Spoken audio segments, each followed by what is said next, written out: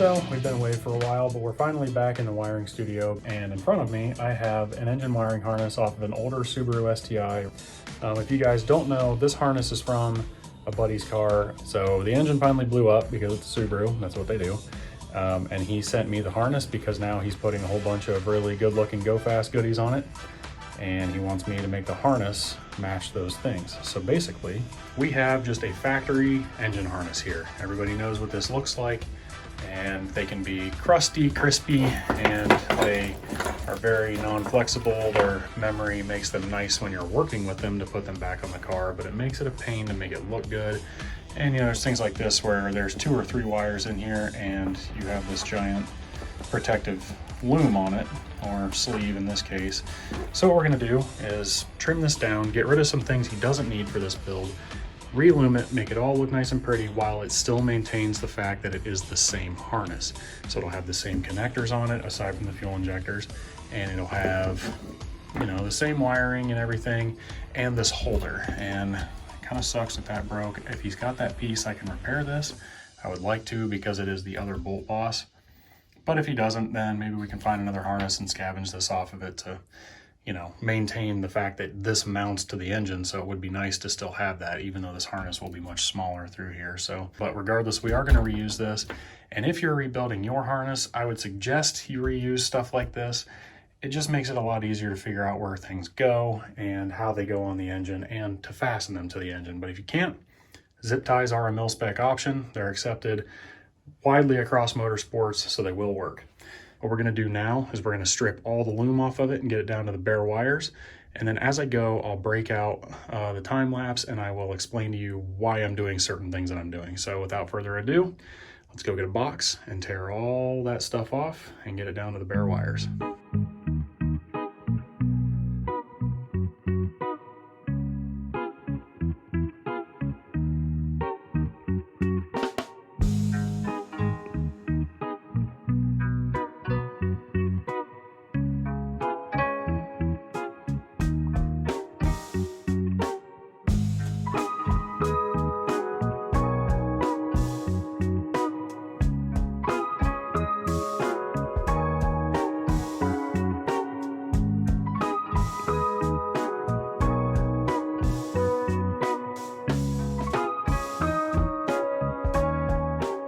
Okay, so we've reached a stopping point here where there's a couple of things I want to explain. So what we're going to do now is explain those things and then continue removing the looming from the rest of the harness, because these 2 things are pretty much all you need to know while you're doing these steps.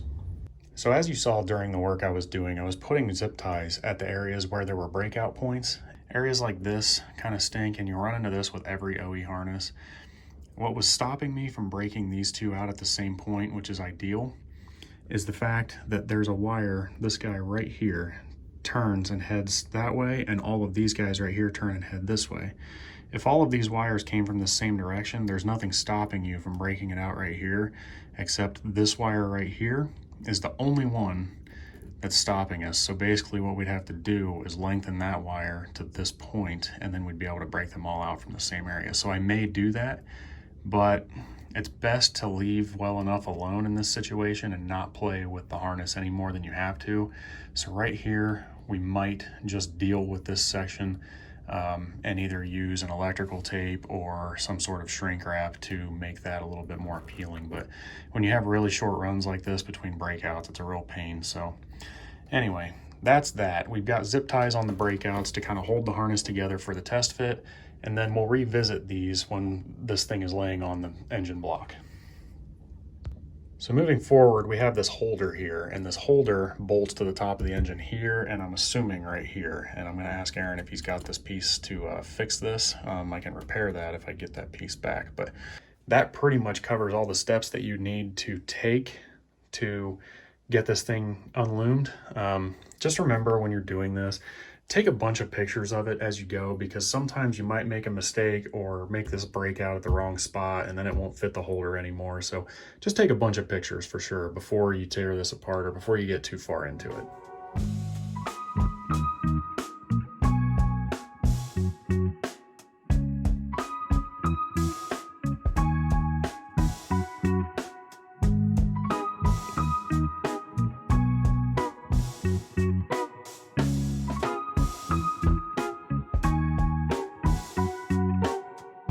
one other important point I want to make to keep somebody from making an alteration that might be tough to come back from. As you take off the outer sheath, you'll come across things like this, and that is actually a shield drain inside of here. So what that means is, I took one apart here. I took this outer sheath off, and then there was some more electrical tape on this. This is actually a 2-wire cable, and if you look really closely, there's tinned copper strands just sticking out right there. Those are grounded on one end, and I assume to right here. What that does is it's wrapped around these 2 wires all the way to the length of where they go, which is probably this connector here, and it absorbs electromagnetic pulse from things like injectors or coil packs that are pulsing and drawing power at the same time.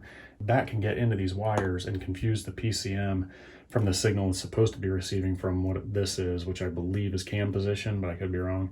Probably crank position. It's in the middle of the engine. So keep in mind, you don't want to cut this off or alter this. And if you do take the tape off of the end of it, it's wise to put some shrink wrap or a little bit of electrical tape on that to protect this from grounding, because if it grounds, it creates a shield loop, and that will basically completely disable that shield from working properly. And then if it meets power for some weird, strange reason, you now have a short. So keep that in mind, and don't alter anything that you don't need to.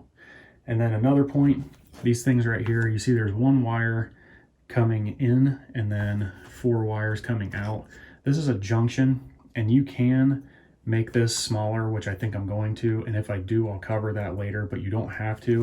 Don't take this tape off because there's exposed metal in there where these are crimped together. So just keep that in mind when you're working on stuff like this. If it looks like it's supposed to be there, leave it there. So like this here, this is just another shield drain. Don't tear that apart, because then you'll end up in this situation and you'll have to put shrink wrap or more electrical tape on it. So keep that in mind when you're taking this apart. If it looks like it's supposed to be there, let it be there.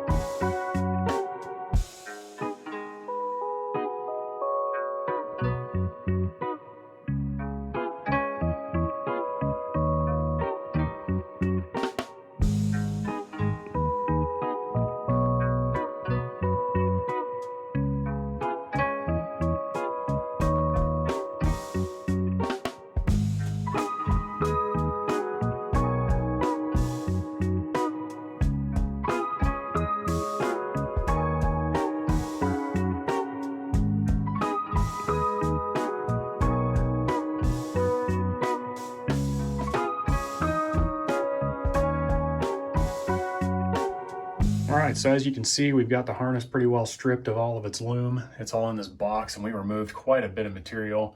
We will not be putting nearly that much back, except maybe on the side where the turbo is, because that stuff was awfully crispy. We've got zip ties on this thing, as I said before, to make it hold its shape so we can work with it and pull on it and do whatever we got to do, and it'll still maintain the original shape, which will make it much easier when we go to loom it and put it back on the car. Next step, though, is to get this thing cleaned up. As you can see, these connectors are filthy, and just my hands are gross too.